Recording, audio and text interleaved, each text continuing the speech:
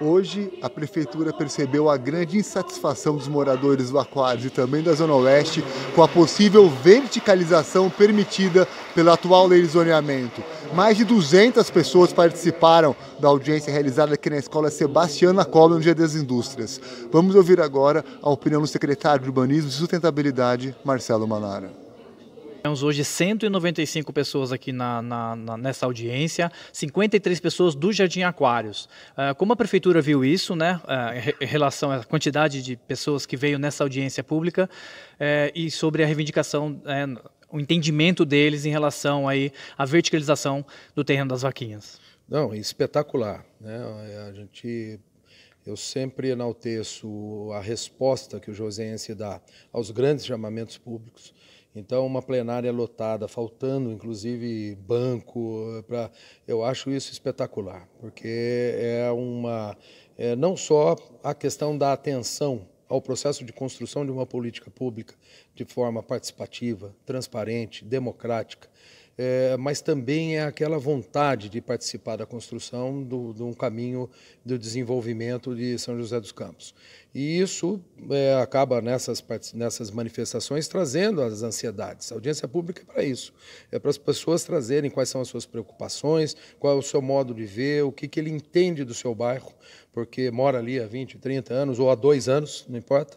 Então é um processo de colheita que a 190 e tantas pessoas tornam uma audiência pública um pleno sucesso.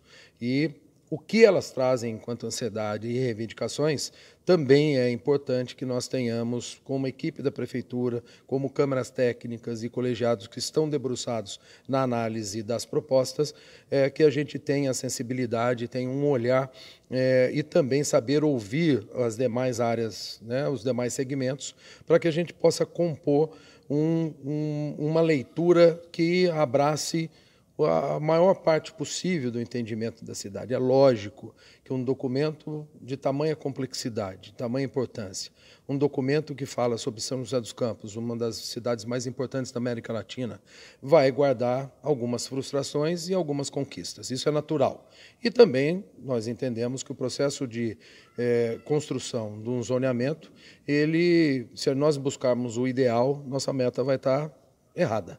Nós temos que buscar aquilo que nos dê a garantia de um desenvolvimento com geração de emprego e renda, com uma cidade pujante, com qualidade de vida e que a população goste de morar em São José dos Campos. Mas isso é uma característica até natural da cidade. Secretário, como que será a devolutiva em relação a todos os pedidos feitos aqui, de todas as audiências, né? Como que será essa devolutiva? Terá outra audiência? Como que será feito isso pela Prefeitura? As audiências públicas elas já carregam a devolutiva. Nós ficamos aqui até das 9 até as 10 horas, né, extrapolando tanto o horário que é da etapa de devolutiva, respondendo um a um quais foram as considerações. Porque o momento de resposta é o momento de esclarecer. Porque um tema tão complexo, que é zoneamento, uma dinâmica de entender o que é nascer de um bairro, a revitalizar outro bairro, qual é a preocupação que nós temos de enfrentar um bairro que esteja, entre aspas, morrendo, perdendo atratividade. Então são elementos, instrumentos urbanísticos, são discussões que fogem do domínio de grande parte da população, naturalmente. Então nós temos que guardar esse momento, ouvir atentamente as manifestações e pontuar a Dona Maria, ao seu Zé, ao seu João, e aquelas considerações, ele está certo naquilo, ele talvez esteja equivocado naquilo, e contribuir com isso, de desmistificar. Porque muita coisa nessa discussão acaba virando, né, quase que uma lenda. Então, discussões específicas, né, por exemplo, que tem dominado o Bosque da Tívolo, Esplanada, a área das vaquinhas, é sempre importante nós utilizarmos as 12 audiências públicas para oferecer os esclarecimentos devidos. E aí todo mundo vai sair disso com uma visão, eu não digo modificada, eu digo assim, a sua convicção embasada por informações de fato, informações técnicas legítimas. Você falou de desmistificação aí, né? Agora a gente vai ouvir agora o engenheiro Rodolfo, que falou com a gente. Veja só, agradeço, secretário, as suas palavras. A gente vai ouvir agora o Rodolfo, que é um dos engenheiros. Ele é o engenheiro responsável pelo toda a lei de zoneamento, responsável na prefeitura. Sim, são duas coordenações, o engenheiro Rodolfo e o engenheiro Oswaldo, fazem a parte da coordenação técnica.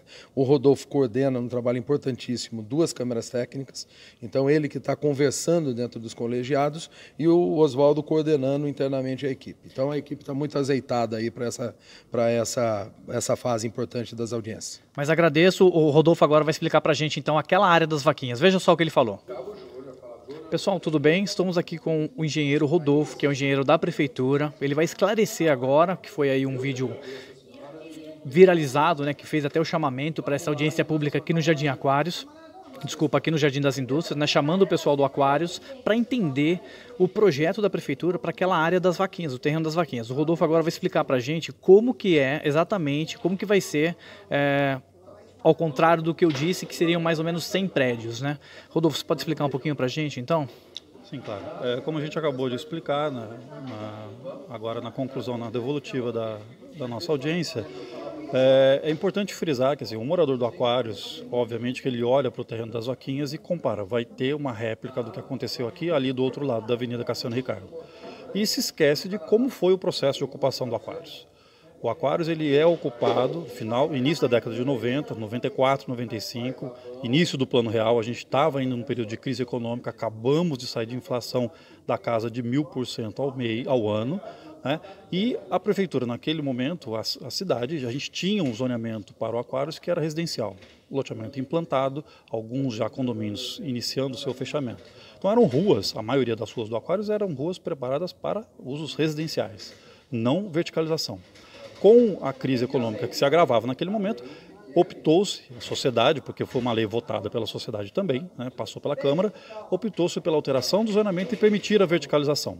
Então, assim, aquilo que se fala de falta de infraestrutura no Aquários, na grande maioria das vezes, se resume ao desconforto em relação ao viário, né, que são ruas estreitas. Na sua grande maioria são ruas com 12 metros de largura. Diferente, esse é um aspecto já de diferenciação em relação ao terreno das vaquinhas e em relação à proposta que está sendo feita.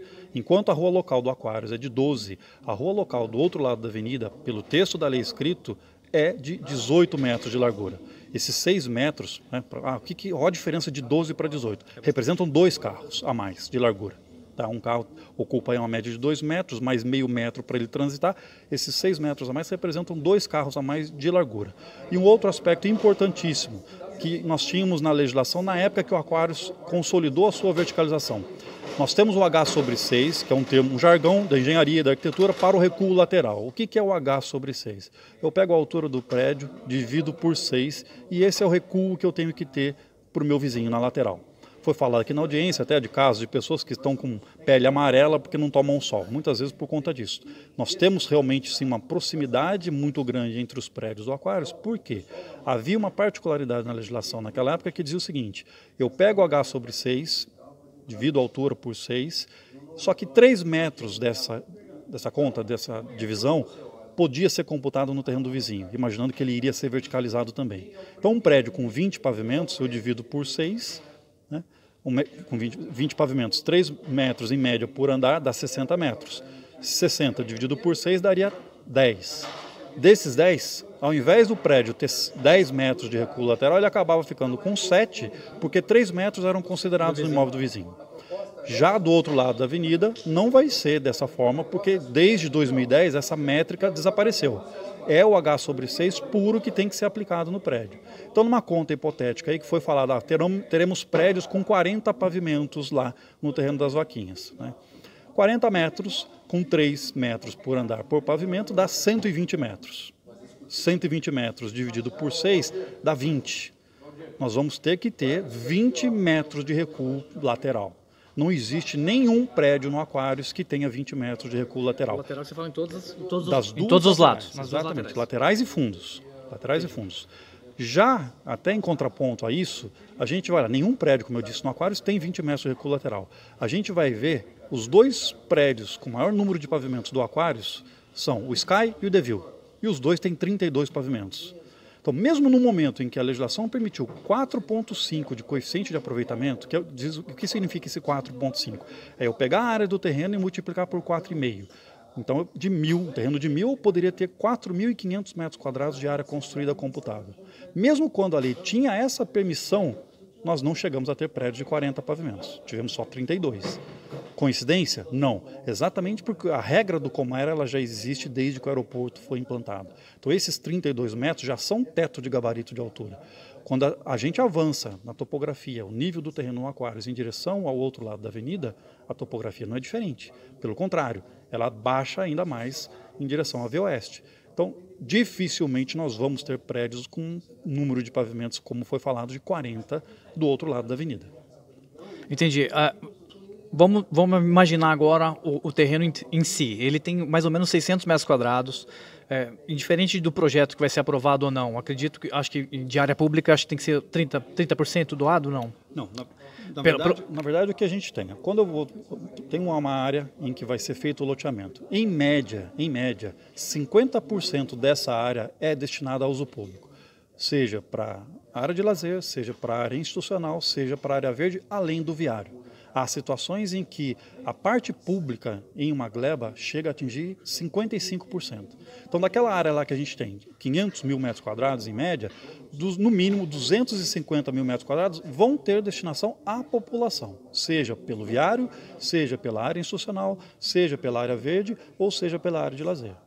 Entendi. Então tá bom, ficou um pouco esclarecido. Agradeço aí. Ok, eu que agradeço a oportunidade. É isso aí, pessoal. Obrigado, até mais.